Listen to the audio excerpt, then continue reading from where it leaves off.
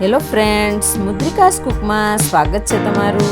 આજે હું તમારી સાથે શેર કરીશ રસાવાળા ચણાના શાકની રેસીપી। આ શાકને તમે ભાત સાથે કે રોટલા સાથે ખાઈ શકો અને જો તમારે આ શાકને રોટલી કે ભાખરી સાથે ખાવું હોય તો એ રીત પણ હું તમને જણાવીશ। તો ચાલો રસાવાળું ચણાનું શાક કેવી રીતે બનાવવું એ જોઈએ। તો તેના માટે મેં આ એક વાટકી ચણાને 6 કલાક માટે પાણીમાં પલાળીને રાખેલા હતા। તો ચણા છે એકદમ સરસ પલળી ગયા છે। હવે આપણે શાક બનાવવા માટેની તૈયારી કરીશું।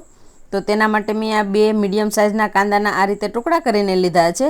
એને ચોપરની અંદર ઉમેરી દઈશું અને 2 ટમેટાના ટુકડા પણ કરીને લીધા છે, એને પણ ચોપરની અંદર ઉમેરી દઈશું।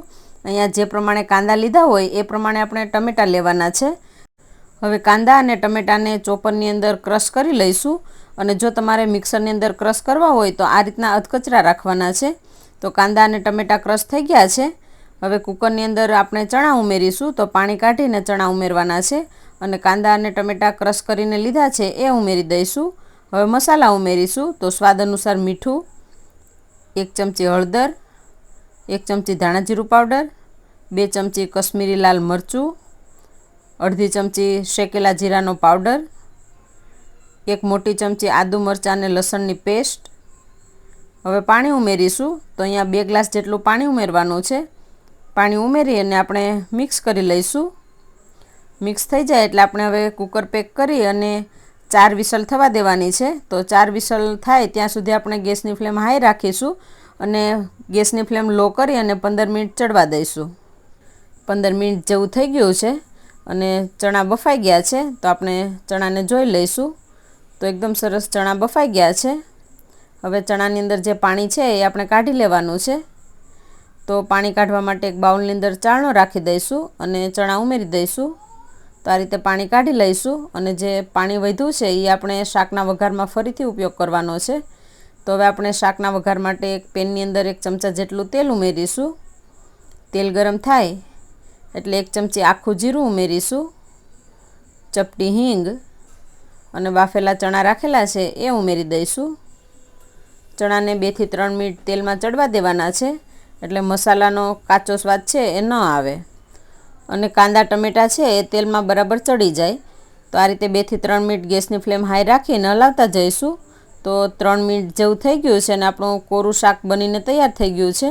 તો આ શાકને તમે રોટલી કે ભાખરી સાથે ખાઈ શકો અને જો તમારે આ શાકને રોટલી સાથે ખાવું હોય તો આ રીતનું બનાવી શકો અને આમાંથી જે પાણી નીકળ્યું છે એ પાણીને તમે સૂપની જેમ પી શકો। તો એ પાણીની અંદર તમે મીઠું, લીંબુ અને સંચળ ઉમેરીને સૂપ બનાવી શકો અને પી શકાય।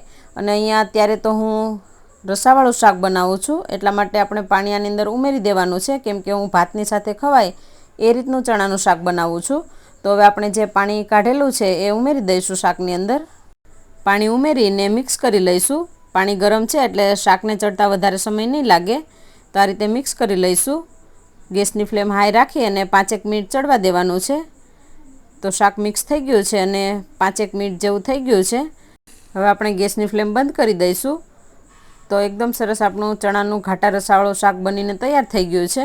હવે આપણે આની અંદર અડધી ચમચી જેટલો ગરમ મસાલો ઉમેરી દઈશું, 1 ચમચી જેટલી કસૂરી મેથી હાથેથી મસળીને ઉમેરી દઈશું, ઉપરથી ઝીણી સમારેલી કોથમીર ઉમેરી દઈશું। તો આપણું ઘાટા રસાવાળું ચણાનું શાક બનીને તૈયાર થઈ ગયું છે।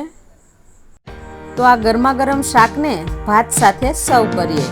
તો તમે પણ આ ઘાટા રસાવાળું ચણાનું શાક જરૂરથી ટ્રાય કરજો। Thank you.